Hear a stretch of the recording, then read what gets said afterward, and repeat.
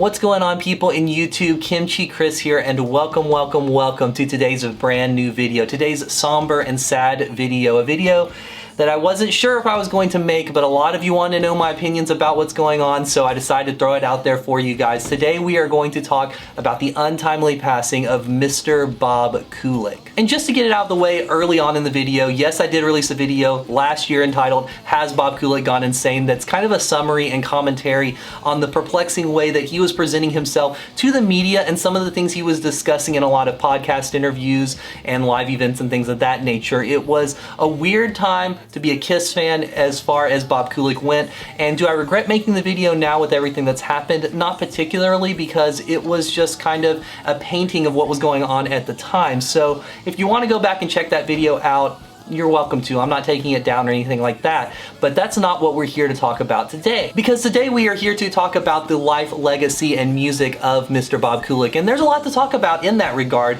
So I figure let's just start with a little summary. In case you clicked on this and you don't know who this guy is, quick little summary for you guys. He definitely is most known in the world of Kiss. He's been in the Kiss world since before the band was even really a band, because he did try out to be Mr. Ace Frehley, but of course Ace got the part and Bob just kind of was on the sidelines most of history. But he still had a very important role as far as what he contributed to the band. He played on the studio cuts on Alive 2, other than the Ace song, of course. He also played the lead guitar parts on the Paul Stanley solo record from '78, which is amazing. And that record has so many great songs on it, like Tonight You Belong to Me, Goodbye, Wouldn't You Like to Know Me, It's Alright, and all those songs wouldn't sound quite the same without Bob on those tracks. And of course he co-wrote Naked City with Gene on the Unmasked record. He played on the studio cuts, the new songs that appeared on the Killers record, and then he toured with Paul in the late 80s, as well as playing some shows with his brother Bruce Kulick towards the end of his life and career. And of course we kind of ignored that altogether, because yeah, he's the brother of Bruce Kulick, who of course was in Kiss for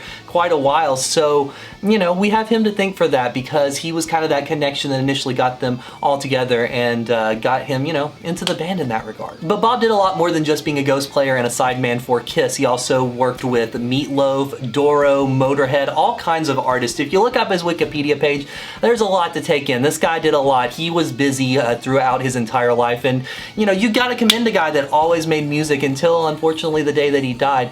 And one of the most important things he did for his career in life is that he worked on SpongeBob SquarePants. That might sound like a weird thing to say, but he was the one responsible for Sweet Victory, which is a huge song. You know, it kind of got popular in the meme world outside of just SpongeBob, and then it eventually got elevated to a point where they did play a few seconds of it at the halftime show at the Super Bowl. That's amazing, that's amazing. Some people might laugh and say it's kids music, and they might even say, why does it matter? But have you ever had a song played at the Super Bowl, even a few seconds of it? I think not. So that's a pretty big deal. I would love to have a song of mine played at the Super Bowl halftime show. So that's something, an achievement that he had that a lot of us will never have. Actually, let's rephrase that.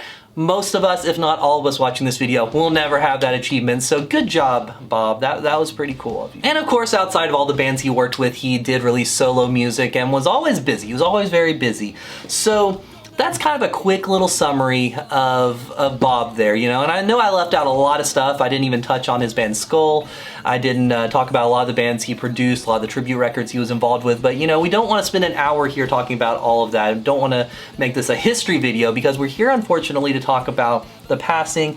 And I'm going to kind of focus on the impact it's had on me, because I had a weird relationship with Bob in the fact that I kind of just looked at him as a guy that you kind of saw at Kiss Expos and things of that ilk, which is not a bad thing. I think that was actually endearing to him, because despite the fact that he had these connections to all these people, he was always at the Expos and was just a friendly guy hanging out at his table, going on stage and playing with whoever would, you know, let him play with them. And he didn't really have, you know, these barriers that a lot of these people have at these expos. And you know, some people might say that's because he's not the top tier, he's not the Gene or the Paul and things like that as far as guests go. But a lot of these guests, even on a smaller level, just, they're not cool at these things, you know.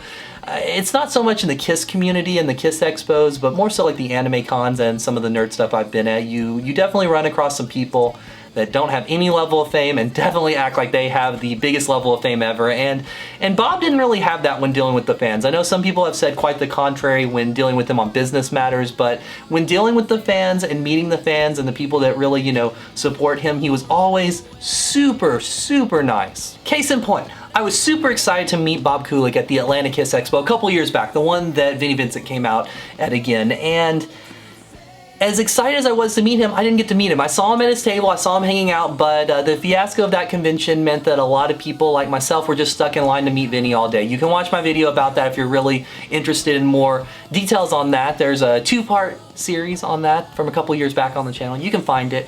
But basically I spent all day in line and didn't really get to hang out with any of the guests or anything. So I was really sad. I wanted to meet Bob there. I know my friend met him and said he was a really nice guy, so that sounded fun. But fast forward a couple months, he was at the Indianapolis Kiss Expo that year. That would have been 2018.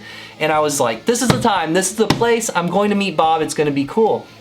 And I picked a time that he wasn't as busy at his table because I don't want to just be ushered through. I want to spend some time with these people. And I got this CD right here. I got this CD, and it's his solo record that's really good. It is called Skeletons in the Closet, and he also gave me this guitar pick here. And he was super nice and very talkative to me as well as my friend that was with me.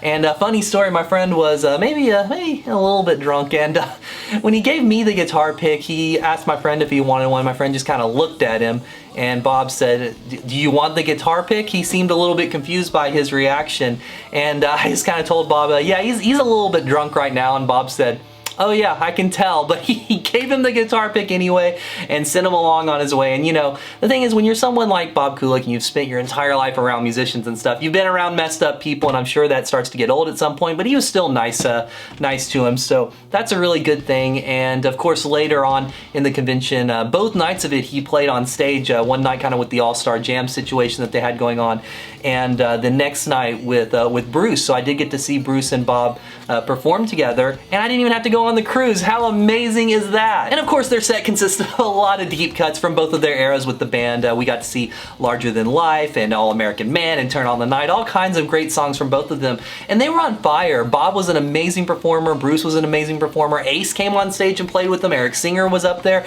Pretty much anyone that was a guest at the convention or the expo, whatever you want to call it, they were invited to come on stage during these jam sessions that happened at the end of each night, and it was just incredible. Those were some of the best experiences I've had as a Kiss fan, getting to just see a lot of these guys either in the band or that were in the band or related to the band all come on stage, just have a good time and have fun. And it was just a truly incredible thing, and Bob really did stand out. I mean, he was an amazing performer, and it kind of is a shame that he didn't perform live more because he seemed really comfortable on stage, even though he says all the time, or did say all the time, that he was more of a studio guy, more of a producer, a writer, things of that nature. He could perform really well, and that might be because he wasn't as jaded about the live performance medium as some of these other guys. He just seemed so excited and so happy to be there. And to be fair, that's why it was kind of odd when he was doing some of the things that he did last year, but we're not really going to discuss those here. But you know what I'm talking about if you're a Kiss fan. It's just, it really seems weird unless somehow he knew that his days were numbered and he just kind of wanted to let it all out. And you know, maybe that was the case. Maybe spending a lifetime kind of on the sidelines with the Kiss community and some of these other people was just a little too much for him to take, you know, because that can be, you know, trying on anybody that has something similar in their life where they are part of these things, and they're involved with these things, they can't really talk about them, they can't really speak out about them, they've got to break it out sometime. And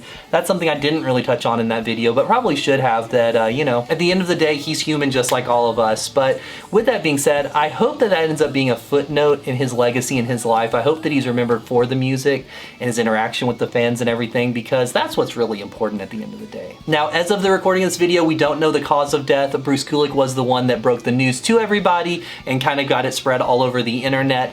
And you know, he doesn't have to give a reason. This is more of a private thing, and if they feel that it's okay to talk about it down the road, then, you know, more information will be welcome. I'm sure we're all curious, but I think that we can all agree, I hope that it was peaceful, and I hope that he kind of mended some of those fences that he burned before he went away. I really hope that. I don't know if he did, but I really do hope he's at peace now regardless. And I also hope it wasn't due to this pandemic. I hope that's not what took him, because that would just be so sad. But we might never know, and if we do know, that's fine too. But if we don't ever know, it's private information for a reason, I'm sure. You know, with a lot of these celebrities and stuff, even when we get reasons given to us, there's no way for us to know if they're completely accurate, so I'm fine with not knowing the reason. And on that note, I know that Bruce is very active on social media. Don't bug him with questions. Don't inundate him with these things. I'm sure people already are sending him DMs and, you know, tagging him and stuff. And this has got to be a hard moment for him as well as the entire Kulick family. And I wish all of them the best if somehow he watches this video. But I don't know why he would, because I would not watch this stuff if I was him. It's just too sad. So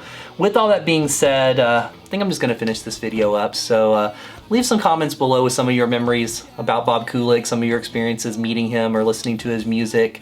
And if you're new around here, hit that subscribe button, because we're always putting out new content on this channel.